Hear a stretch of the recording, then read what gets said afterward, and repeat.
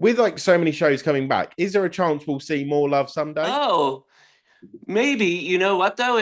I loved everybody I loved everybody I got to work with, and it was like such a special experience.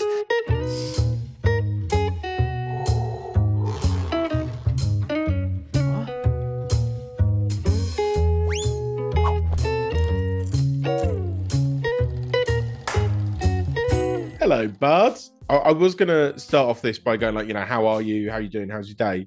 But I just want to start off by saying how cool and artsy your back. Now, look what I've got. Like, you win this round. I'll let you have that I'll one. send I can send you a Lincoln Center ballet poster.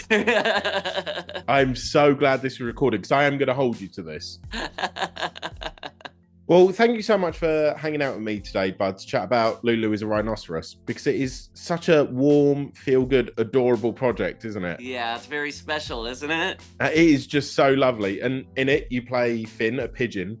So I think we need to start with the hard-hitting stuff.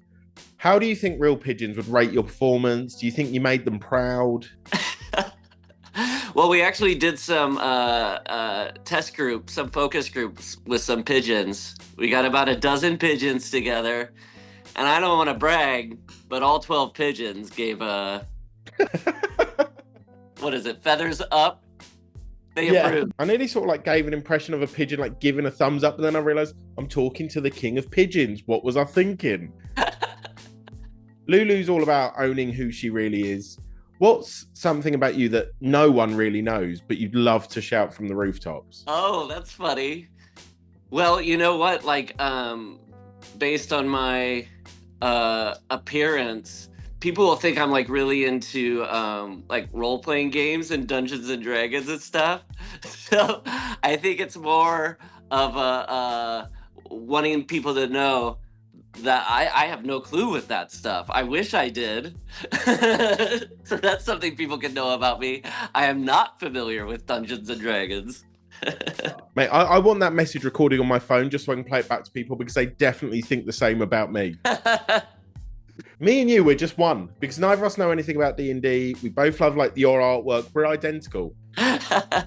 So Lulu's story is a big-hearted reminder to embrace our true selves. What do you hope kids and, maybe grown-ups too, take away from it? Yeah, I think Lulu Is a Rhinoceros is just a really beautiful story about self-acceptance and curiosity. And to me, that seems like it's a story that's, as you said, just as valuable for kids as adults. So if either set watch this, I think coming away with a story of self-acceptance is a great one. Was it that initially drew you to the project, or was it because, again, you always had dreams of portraying a pigeon?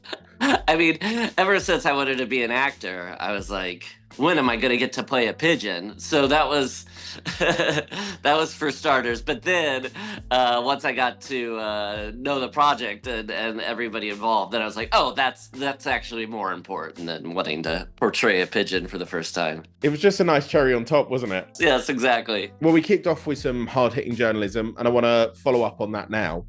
I want you to settle a very important debate. Would you rather face off against one rhino-sized pigeon or 100 pigeon-sized rhinos? Ooh. Okay, I gotta think this. So it's do I face one? One rhino-sized pigeon or 100 pigeon-sized rhinos? I'm a real journalist, bud. I think I would want 100 pigeon-sized rhinos because that seems cuter. Whereas a rhino-sized pigeon, whew, that seems scary. That's a nightmare fuel.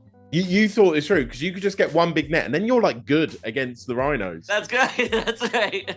Of course, Lulu Is a Rhinoceros has a deep message about self-love, which just so happens to bring me on to love. Because you didn't think I was going to chat to you and not mention love, do you? I was in a movie long ago called I Love You, Beth Cooper, and then I did a TV show called Love, and Lulu Is a Rhinoceros is also about self-love. So yeah, love is always in the mix with anything I do. And you was also in the SNL movie, which makes sense because I'm pretty sure that stands for Saturday Night Love. So yes.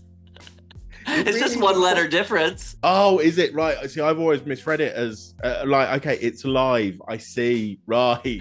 What do you think Gus and Mickey are up to in 2025? Like, if you had to write a reunion special, what would it look like? Oh, I would imagine. I think it'd be pretty cool if they came back and the roles were reversed. So years later, Mickey is now the sort of buttoned up, repressed one, and Gus is now a real cool dude. Like somehow they've done a kind of Freaky Friday body switch. I think everybody, when they saw Love, they were like, I like it, but I wish it had some Freaky Friday elements. So I like how you said somehow make Gus the cool person, because even you didn't really know how we were going to do that. Yeah, you need to get Industrial Light and Magic with some special effects to somehow make that work.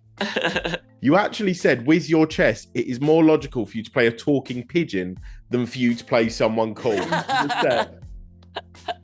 That's right.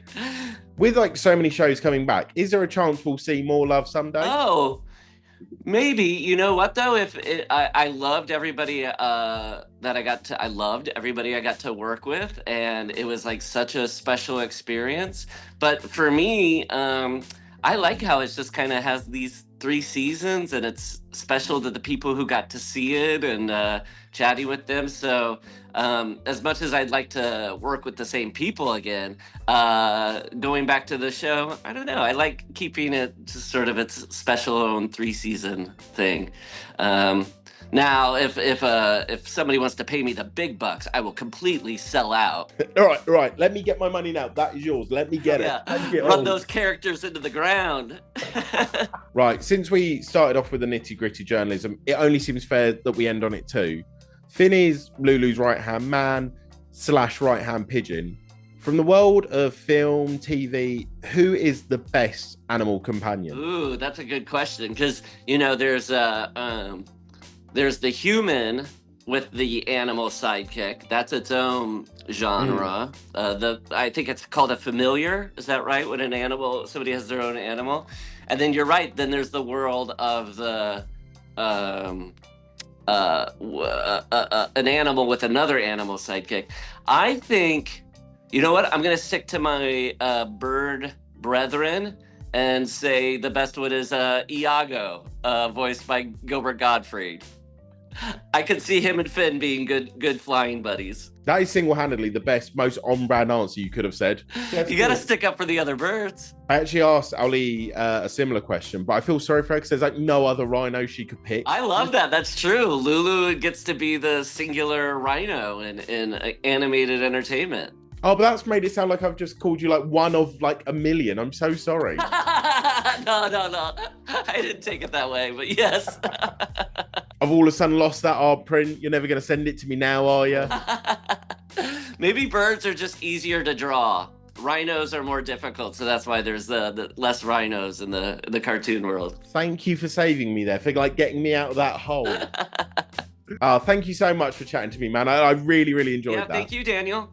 Right. Great chatting with you. I'm going to love you and leave you now, mate. Bye. Bye-bye.